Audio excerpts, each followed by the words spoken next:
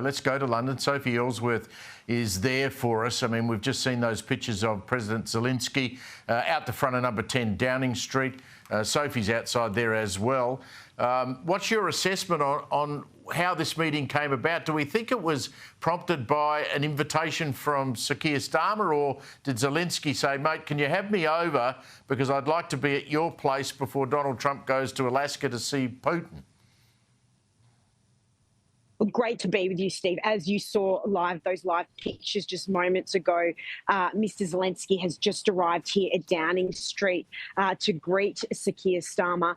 They embraced, they hugged, they shook hands, and a show that the UK and European nations are well and truly behind Ukraine ahead of these talks tomorrow in Alaska. But in terms of the meeting and how it came about, we don't know the exact details on that. But what is important is that now here behind me at Downing Street is this meeting between these two key world leaders.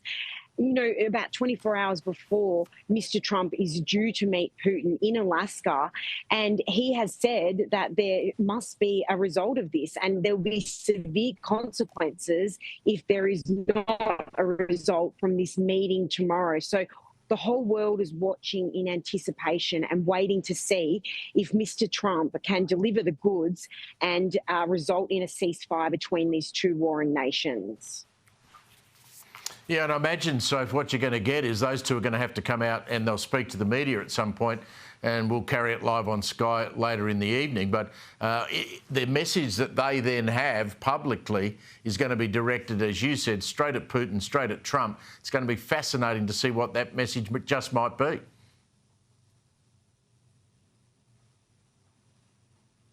Well, absolutely, Steve. And it's really interesting because, as we know, Zelensky will not be in the room when the two leaders, Putin and Trump, meet tomorrow. And this has been very much criticism of him. He wants to be at the table.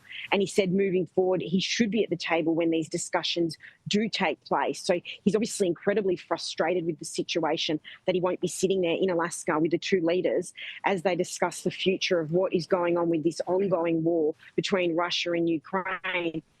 And it's also interesting to know what will be the result of this meeting. What will be exchanged in return for perhaps a ceasefire occurring? What arrangements are going to be in place? What security arrangements are going to be in place for Ukraine if a ceasefire is implemented? And will land be given over? Will minerals be given over? There's so much unknown here, Steve, that it's such a hotly anticipated meeting, and one that I think many world leaders are really hoping that Mr. Trump can stick to his words and say that he can end yet another war. Just want to ask you about the Middle East. I know this week you've been working on a story. You've interviewed Danny Mazner this week. Now, he's the brother of the murdered Australian-Israeli woman, Galit Carbone. He's come out pretty hard against Anthony Albanese's decision, obviously, to recognise Palestine. What did he tell you? Well, this is just a heart-wrenching story, Steve. Danny lost his sister.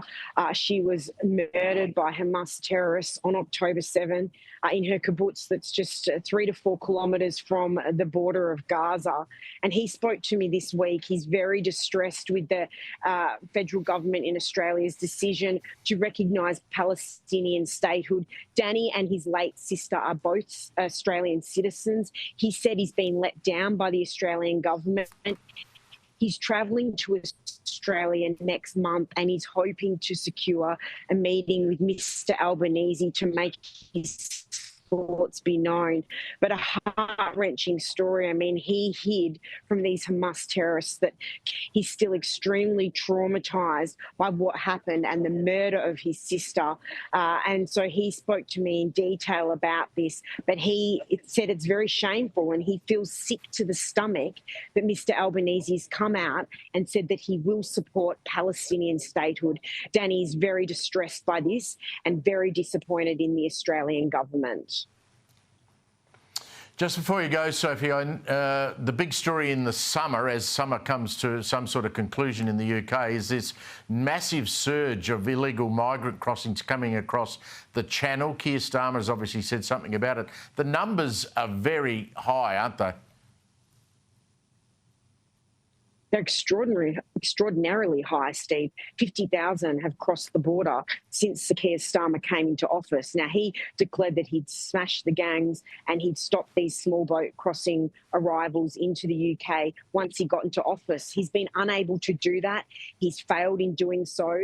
And this has been a real problem from the government. It's something that Reform UK leader Nigel Farage has absolutely pounced on, because the Channel crossings continue to roll in here into the UK daily.